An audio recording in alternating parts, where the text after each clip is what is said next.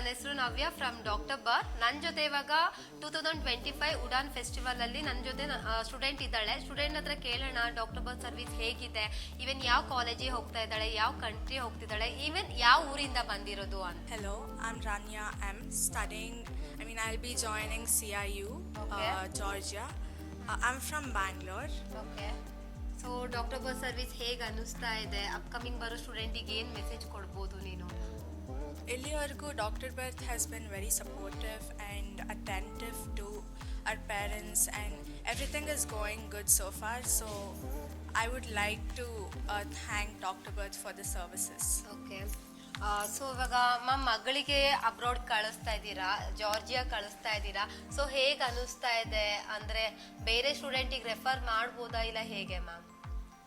First of all abroad ಅಂತ ಹೇಳಿದಾಗ ನಮ್ಗೆ ತುಂಬ ಭಯ ಇತ್ತು. ಓಕೆ, ಡಾಕ್ಟರ್ ಬರ್ತ್ ಅಪ್ರೋಚ್ ಮಾಡಿದ್ಮೇಲೆ ನಮಗೊಂದು ಕಾನ್ಫಿಡೆನ್ಸ್ ಬಂದಿದೆ. ಓಕೆ, ಡಾಕ್ಟರ್ ಬರ್ತ್ಗೆ ಈಗಾಗಲೇ ಆಲ್ರೆಡಿ ನಿಮ್ಮ ಮೂಲಕ ಹೋಗಿರೋಂಥ ಸ್ಟೂಡೆಂಟ್ಸ್ ಸಹ ಒಂದು ಒಳ್ಳೆ ಪಾಸಿಟಿವ್ ರಿಸಲ್ಟ್ಸ್ ಹೇಳಿದ್ದಾರೆ ಮತ್ತು ಅವರು ತುಂಬ ಹ್ಯಾಪಿಯಾಗಿದ್ದಾರೆ. ಸೊ ದಟ್ ಈಸ್ ಒಂದು ಫೌಂಡೇಶನ್ ನಮಗೂ ಸಹ. ನನ್ನ ಮಗಳು ಮುಂದೆ ಡೆಫಿನೆಟ್ಲಿ ಈವನ್ ಅಂದ್ರೆ ನಿಮ್ಮ ಹಸ್ಬೆಂಡ್ ಗೊತ್ತಿರೋರು ರೆಫರ್ ಮಾಡಿದ್ದ ಆಕ್ಚುಲಿ ಮಗಳಿಗೆ, ಅಂದ್ರೆ ಆಲ್ರೆಡಿ ಓದ್ತಾ ಇದ್ದಾಳೆ ಜಾರ್ಜಿಯಾದಲ್ಲಿ. ಸೊ ಅವಳು ಇವಳಿಗೆ ರೆಫರ್ ಮಾಡಿರೋದು. ಸೊ ಅವಳು ಆರಾಮಾಗಿದ್ದಾಳೆ ಇವಾಗ, ಈವನ್ ಹಾಲಿಡೇಗೆ ಬಂದಿದ್ದಾಳೆ ಇಂಡಿಯಾಕ್ಕೆ. So she is very happy. Then I thought she is very satisfied also.